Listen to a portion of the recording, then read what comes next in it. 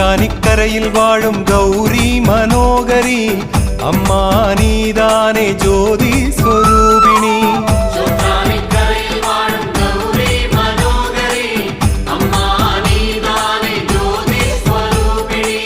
கண் கண்ட பகவதி நீயே கருணைக்கு அதிபதி நீயே சோற்றானிக்கரையில் ஜனனி ஏற்பாயின் சரணம்.